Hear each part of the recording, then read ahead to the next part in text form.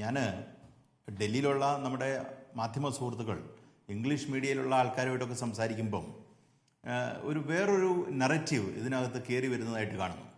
അതിലൊന്ന്, കേരളത്തിൻ്റെ തെരഞ്ഞെടുപ്പുമായി ബന്ധപ്പെട്ട് നമ്മൾ ഒന്നും കാണാത്ത രീതിയിലുള്ള ഇടപെടിയിൽ കെ സി വേണുഗോപാൽ നടത്തിയിട്ടുണ്ട് എന്ന് പറഞ്ഞ ഒരു നറേറ്റീവ്. ആ നറേറ്റീവ് എന്ന് പറഞ്ഞാൽ സാമ്പത്തികമായി ബന്ധപ്പെട്ട കാര്യങ്ങളാണ്. നോക്കൂ, ഞാൻ കഴിഞ്ഞ ദിവസം പറഞ്ഞ അഭിപ്രായത്തിൽ നിന്ന് ഒരു കാരണവശാലും ഞാൻ പുറകോട്ട് പോകാൻ ആഗ്രഹിക്കുന്നില്ല, പോകാൻ ഉദ്ദേശിക്കുന്നുമില്ല.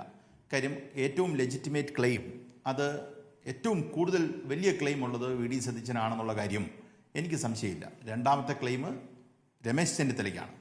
പക്ഷേ ഇവിടെ ഈ പറയുന്ന ആശയക്കുഴപ്പങ്ങൾ ഇപ്പം ഞാൻ പറഞ്ഞില്ല, ഈ ഫണ്ട് വരുന്നതുമായി ബന്ധപ്പെട്ടും ഈ MLA-മാരൊക്കെ കെ സി വേണുഗോപാലിനോടൊപ്പം നിൽക്കുന്നതിന് കാരണങ്ങളിൽ ഒന്നായി വലിയ രീതിയിൽ സൂചിപ്പിക്കുന്നത് അവരെ തെരഞ്ഞെടുപ്പ് കാര്യത്തിൽ വലിയ രീതിയിൽ കെ സി സഹായിച്ചു എന്ന് ഒരു ഇൻ്റർപ്രിട്ടേഷൻ ഇതിനകത്ത് വരുന്നുണ്ട്.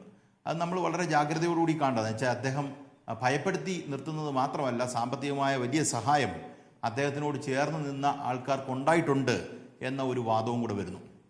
അതവിടെ നിൽക്കട്ടെ, let us keep it aside for a while. പക്ഷേ അതിനൊക്കെ ഉപരി ഇവിടെ സംഭവിച്ചിരിക്കുന്ന മറ്റു കുറച്ച് കാര്യങ്ങളുണ്ട്.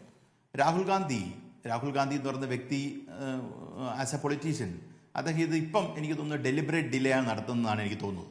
അദ്ദേഹത്തിൻ്റെ മനസ്സിൽ ഒരു ഡിസിഷൻ ഉണ്ടായിട്ടുണ്ടാകും തന്നെയാണ് കണക്കാക്കുന്നത്. കാരണം കേരളത്തിൽ ഇതുമായി ബന്ധപ്പെട്ട് അല്ലെങ്കിൽ ഈ മുഖ്യമന്ത്രി പദവുമായി ബന്ധപ്പെട്ട് തർക്കത്തിൽ മര്യാദയോടുകൂടി പ്രതികരിച്ച ഒരാൾ സത്യത്തിൽ രമേശ് ചെന്നിത്തലയാണ്.